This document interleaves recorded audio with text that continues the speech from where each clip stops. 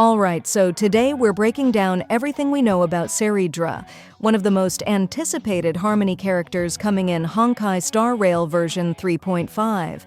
Now, this isn't just another buffer or energy battery. Her kit introduces a really interesting charge-based system, plus a mechanic called Coup de Main that lets your characters double cast their skills.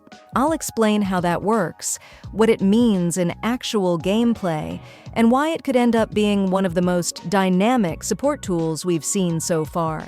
We're also going to look at her stats, her eidolons, traces, technique, and yes, even her signature light cone.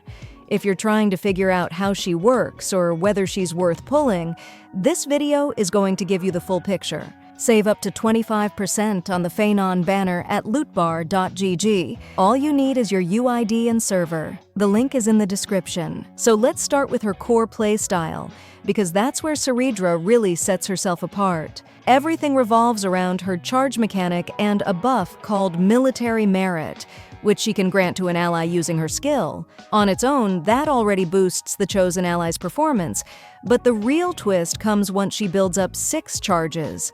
At that point, the Military Merit transforms into a more powerful state called Nobility, which not only clears one crowd-control debuff, but also gives a massive 72% critical damage bonus to skill damage. That number's huge and can turn even average skill effects into massive bursts. But more importantly, this upgraded state unlocks Coup de Main, a mechanic where the next time that ally uses their skill, they'll first fire off a copy of it, then immediately use the original. That's right, 1 button press, 2 skill casts. It's flashy, efficient, and feels incredibly satisfying. But it's not spammable. After 1 use, Coup de Main ends and the nobility buff resets, consuming the 6 charges Saridra had built up. So how does she actually gain these charges? Well, her skill gives her 1, her ultimate gives 2, and most importantly, whenever allies with military merit use a basic attack or a skill, she gains an extra charge. This creates a constant gameplay loop where you're encouraged to rotate through your teammates efficiently, using attacks that feed her charge meter, and then picking the perfect moment to unleash a coup de main. The interesting restriction here is that she cannot gain charges while coup de main is active, so there's a pacing to her support. You're not just stacking endlessly, and if you decide to change the ally that holds military merit, her current charges get wiped, so you really want to be deliberate about when and who you empower. Now, her ultimate fits cleanly into this loop. It deals wind damage to all enemies equal to 240% of her attack at level 10, and on top of that, it gives her 2 charges. There's also a safeguard built in. If no one on the field has military merit, the ultimate will auto-apply it to the character and slot one of your team. It's a smart way to ensure the loop doesn't get interrupted. What's especially notable is that despite its relatively high damage multiplier, her ultimate only restores 5 energy. That's extremely low, so you're not meant to spam it. It's more of a burst charge move that helps reset her synergy cycle. Her talent adds even more nuance to the system. Any character with military merit gains attack equal to 24% of Saridra's own attack stat. This isn't a flat boost, it actually scales with how much attack she has, making her offensive investment genuinely impactful. And as I mentioned earlier, it's those allies who help her gain charges whenever they use basics or skills. It all feeds into this loop of buffing, building, and burning through charges at just the right moment. One thing that adds a little pressure: only 1 character can hold military merit at a time, and switching that target resets your progress. So it's not a casual buff you can toss around. It demands timing and intention. As for her technique, it's one of those rare pre-battle abilities that directly shapes your starting momentum. Before combat begins, Saridra instantly grants military merit, and once the battle starts, she automatically uses her skill for free. No skill points required. Even more cleverly, the buff transfers automatically if you swap characters before the fight, letting you control who starts with her bonus. This makes her not just reactive, but proactive. She sets up your lead character and builds charges from the very beginning. Looking at her traces, there are a few that really boost her effectiveness. One of them increases speed by 20 for both her and any ally with military merit when she uses her skill, which is great for tempo and rotation. Another grants her 5 energy every time one of those allies uses a skill or basic attack, helping balance out her low energy refund from her ultimate. And then there's a passive that gives her critical damage scaling based on attack.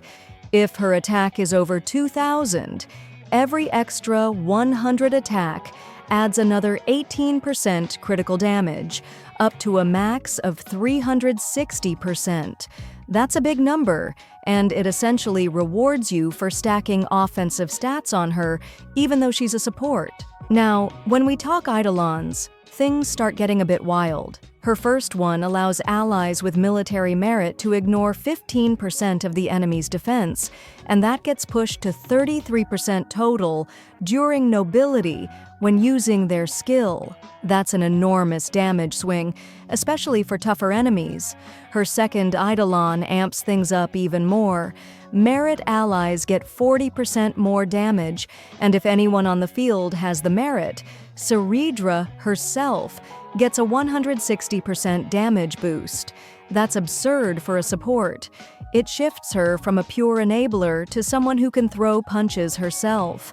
At Eidolon 6, things really go off the rails. After an ally with merit attacks, Seridra deals a bonus wind damage hit equal to 360% of her attack, and this can trigger up to 20 times, refreshing with every ultimate. It basically turns her into a damage engine tied directly to her team's aggression.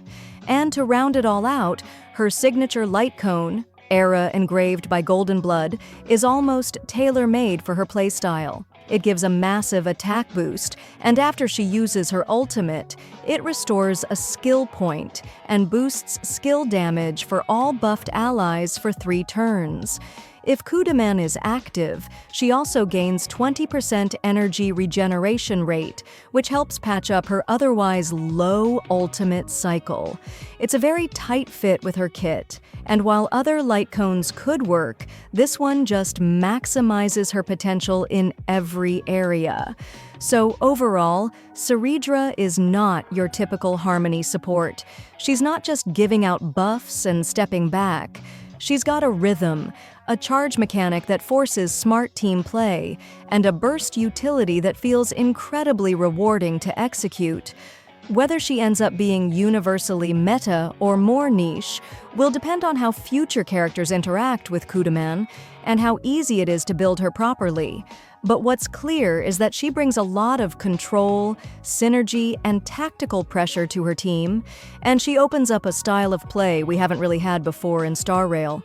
If you enjoyed this kind of breakdown or you're curious how she might fit into your roster, feel free to subscribe. I'll be covering her release version once it's out, and I'll also go over other characters dropping in 3.5. Thanks for watching, and I'll see you in the next one. Save up to 25% on the Phanon banner at lootbar.gg. All you need is your UID and server. The link is in the description.